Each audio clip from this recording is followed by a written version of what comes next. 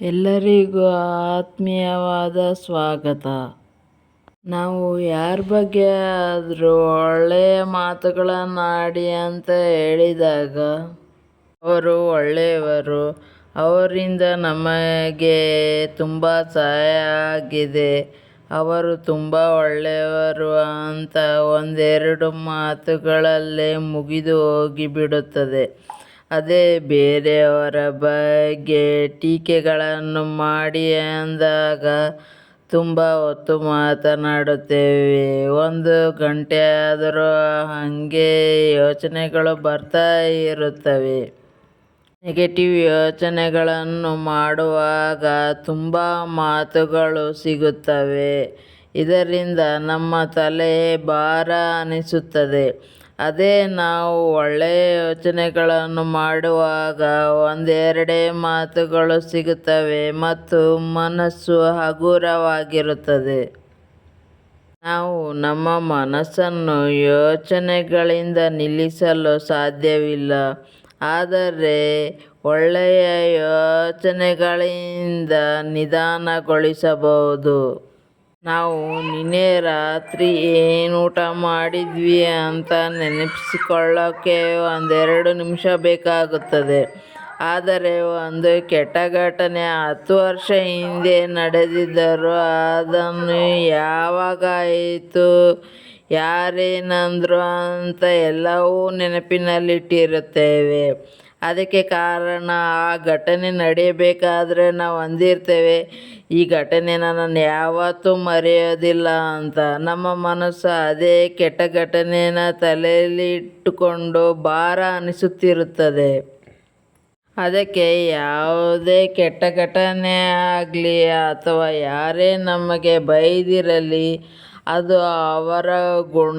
ಅವರನ್ನು ಅದೇ ಕ್ಷಣದಲ್ಲೇ ಕ್ಷಮಿಸಿ ನಮ್ಮ ಮನಸ್ಸನ್ನು ಹಗುರ ಮಾಡಿಕೊಳ್ಳಬೇಕು. ಇಲ್ಲದಿದ್ದರೆ ಅವರು ಅಂದಿರುವ ಒಂದು ಮಾತು ನಮಗೆ ವರ್ಷಗಟ್ಟಲೆ ನಮ್ಮ ತಲೆಯಲ್ಲಿ ಇದ್ದು ಅದು ಭಾರ ಅನಿಸುತ್ತದೆ. ನಾವು ರಾತ್ರಿ ಮಲಗುವ 15 ನಿಮಿಷ ಮುಂಚೆ ನಮ್ಮ ಮನಸ್ಸನ್ನು ಒಳ್ಳೆಯ ಯೋಚನೆಗಳಿಂದ ನಿಧಾನಗೊಳಿಸಬೇಕು. ಅಂದಾಗ ಮಾತ್ರ ನಮಗೆ ರಾತ್ರಿ ನಿದ್ದೆ ಸರಿಯಾಗಿ ಆಗಲು ಸಾಧ್ಯವಾಗುತ್ತದೆ.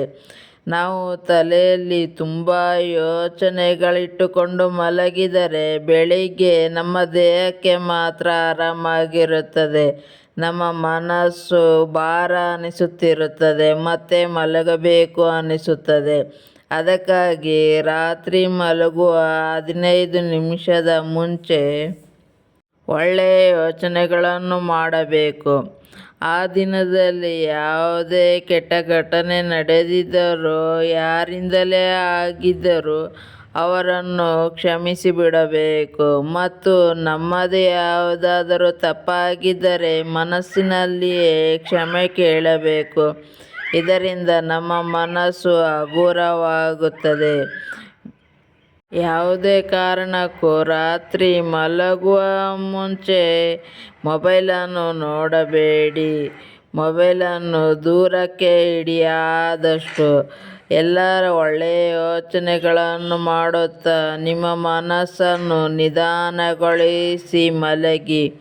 ಆವಾಗ ನಿಮಗೆ ಒಳ್ಳೆಯ ನಿದ್ರೆ ಆಗುತ್ತದೆ. ಬೆಳಿಗ್ಗೆ ಮತ್ತೆ ಫ್ರೆಶ್ ಆಗಿರುತ್ತೀರಿ.